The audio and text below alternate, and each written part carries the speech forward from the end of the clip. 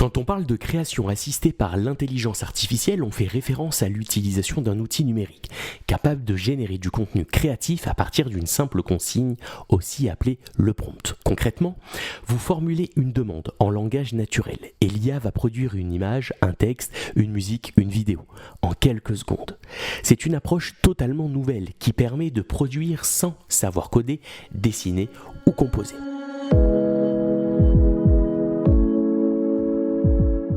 On entre dans une ère où l'idée prime sur la technique. Cette transformation repose sur une logique simple. L'utilisateur apporte l'intention créative, l'IA apporte la puissance de production instantanée. Mais attention, le terme assisté est essentiel. Il ne s'agit pas de dire l'IA crée à votre place, mais plutôt l'IA vous aide à explorer des pistes, à tester des variations, à affiner un rendu. L'IA devient une extension de votre imagination, une sorte d'assistant numérique hyper rapide, par exemple capable de générer diversion d'un visuel. Pour bien comprendre, imaginez un brainstorming ultra réactif, où vous demandez des idées et elles s'affichent instantanément. Prenons quelques exemples simples. Vous êtes restaurateur, vous avez besoin d'un flyer. L'IA vous génère un visuel, puis un slogan, puis un texte descriptif, le tout cohérent avec votre ton. Vous êtes un enseignant et vous voulez illustrer une histoire inventée avec vos élèves, une simple consigne et vous obtenez 4 images adaptées à votre récit.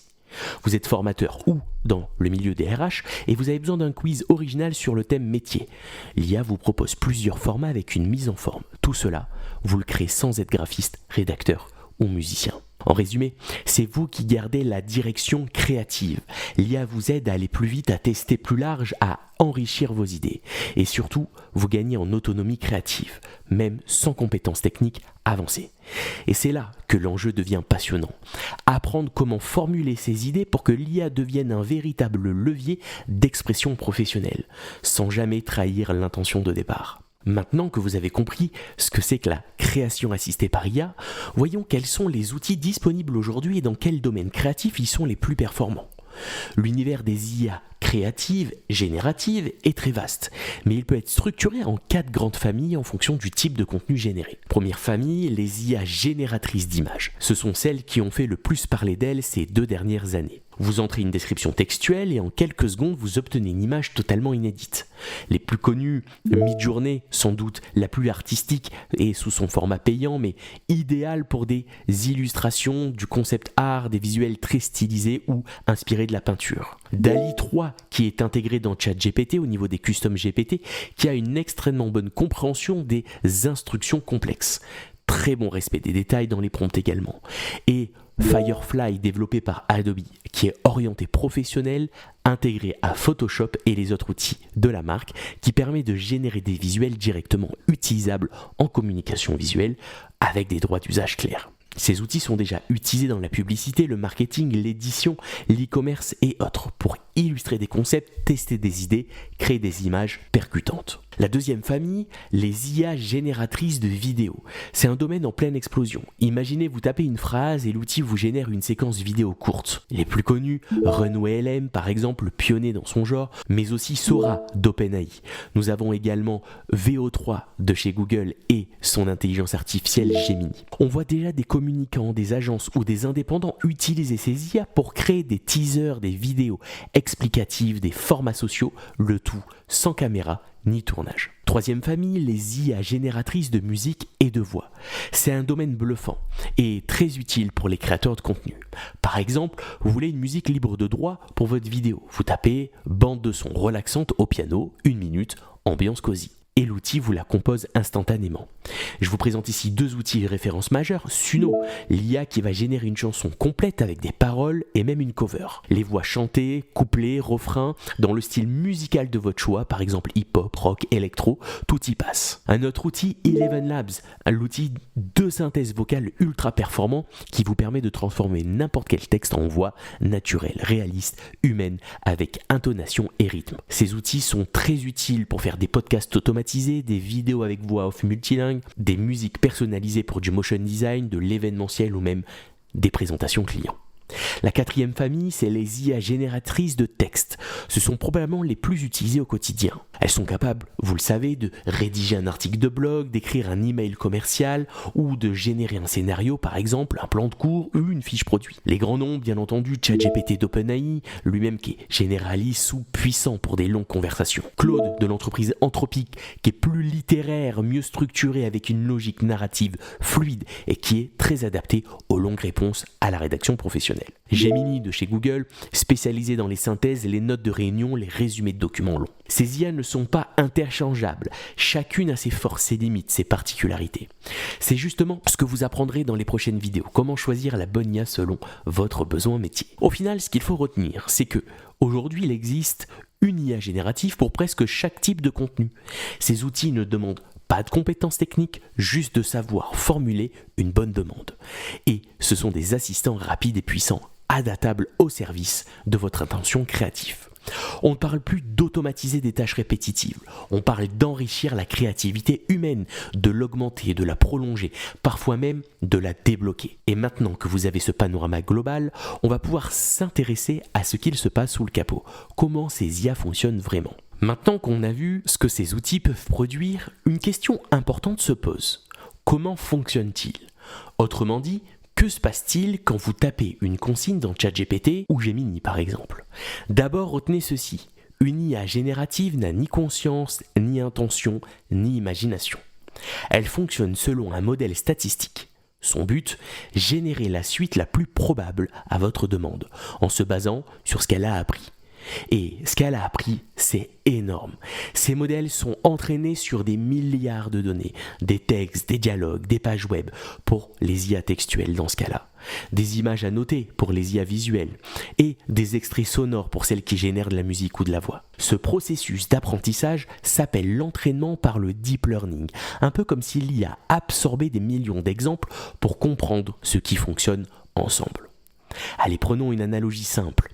Imaginez un apprenti pâtissier. Il a étudié des milliers de recettes, observé des techniques, goûté à toutes les sortes de gâteaux.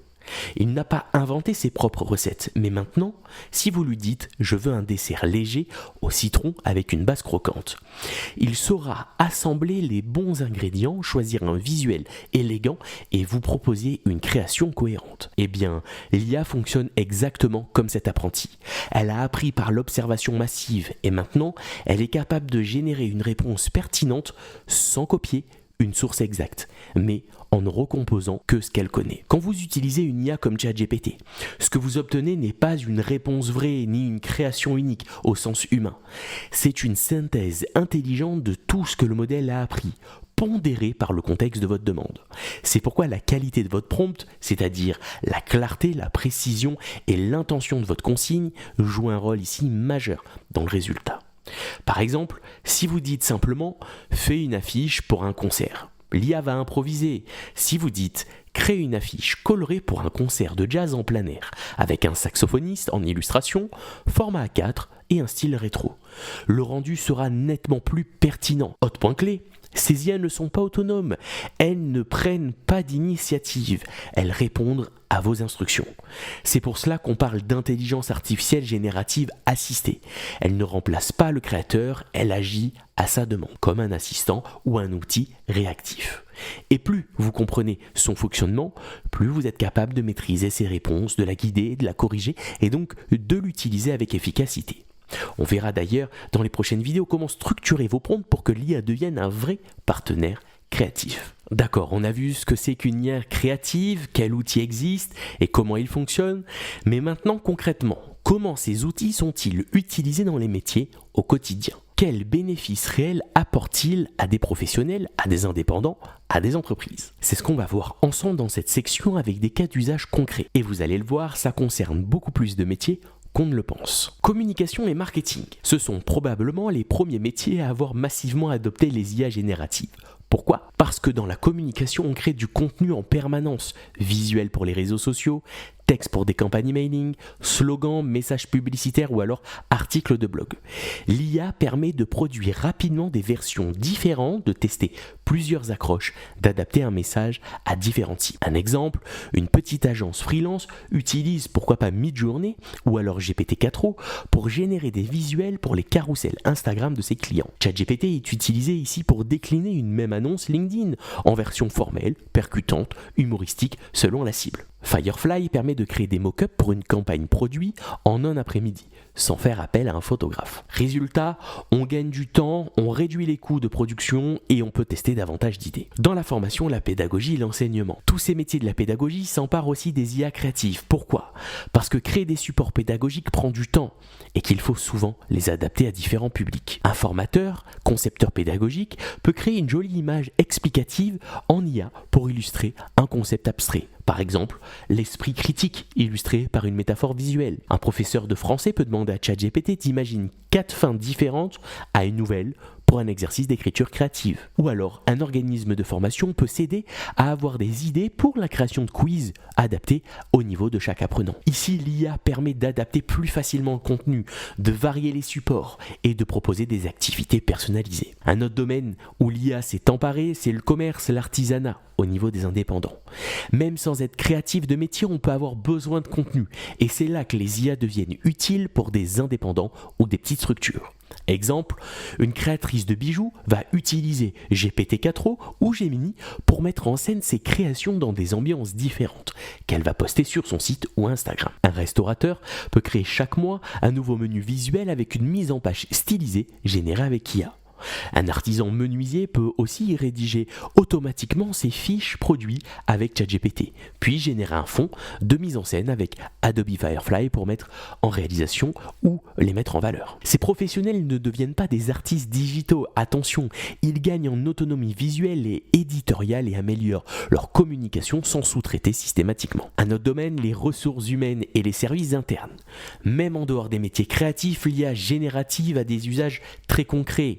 Dans les RH par exemple, la génération d'annonces d'emploi rédigées de manière inclusive et attractive, ou alors la création de visuels ou vidéos d'onboarding, ou la création de quiz de formation interne adaptée aux compétences visées. Autre exemple dans l'administratif également, la génération d'emails de relance ou de communication interne, mais aussi pourquoi pas la création de documents personnalisés, notes de service, présentation RH, lettres type. L'IA devient ici un assistant rédactionnel et graphique qui permet d'être plus réactif, plus clair, plus engageant dans la communication interne. En résumé ici, l'IA créative n'est pas réservée aux designers ou aux artistes. Elle est transversale, accessible à tous les métiers. Elle permet de produire mieux, plus vite, plus varié et souvent plus pertinent, quand on sait bien la piloter. Et c'est précisément ce que vous allez apprendre dans la suite de cette formation. Pour l'instant, il faut retenir que la vraie compétence, ce n'est pas de tout savoir faire. C'est de savoir formuler ses propres intentions afin de guider l'outil et en tirer un rendu qui vous ressemble. Maintenant que vous avez une vision concrète des usages possibles, il est temps d'aborder une dimension indispensable, les limites et les responsabilités liées à l'utilisation des IA créatives. Parce qu'autant ces outils sont puissants, autant ils soulèvent des questions majeures sur le plan juridique, éthique et professionnel. Allez, commençons par les droits d'auteur.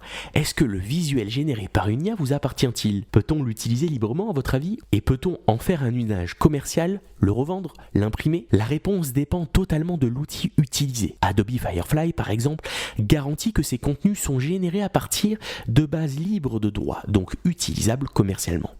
En revanche, Midjourney, DALL-E et ChatGPT s'appuient sur des bases d'entraînement plus floues.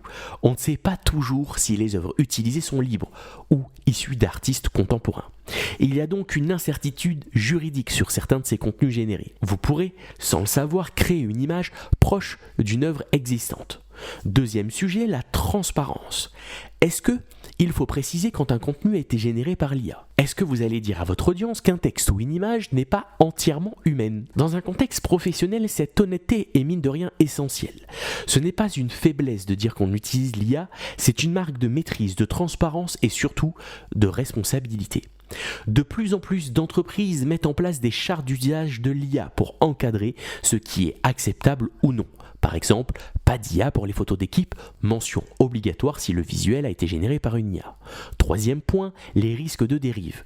Falsification d'identité visuelle, reproduction involontaire de stéréotypes dans les visuels générés, diffusion massive de contenu artificiel qui rend les échanges moins authentiques. Utiliser l'IA, c'est aussi accepter de garder la maîtrise, de ne pas publier un contenu les yeux fermés et vérifier forcément la cohérence, l'intention et le message. En résumé, attention, l'IA n'est pas un jouet, c'est un outil puissant à manier avec responsabilité, discernement et vigilance. Maintenant, vous avez une base solide pour comprendre ce qu'est la création assistée par IA et surtout pourquoi elle transforme nos pratiques professionnelles. Nous avons vu ensemble ce que signifie vraiment la création assistée par IA et les grandes familles d'outils, texte, images, vidéos, son et voix. Leur fonctionnement général par apprentissage massif et par probabilité, et surtout des exemples concrets d'utilisation dans différents secteurs. Et surtout, les points de vigilance juridiques, éthiques et professionnels. D'ailleurs, ces points, nous y reviendrons dans la formation afin de détailler en partie les points importants. Allez, retenez bien ceci, l'IA ne pense pas à votre place, elle ne crée pas non plus à votre place, mais elle va amplifier votre capacité à produire, à tester, à visualiser, à formuler. Ce qui compte, c'est votre intention, votre capacité à piloter l'outil et surtout à garder la main. Vous êtes aux commandes et plus vous saurez comment ces outils fonctionnent et plus vous pourrez en faire un véritable levier de différenciation professionnelle. Merci de m'avoir écouté.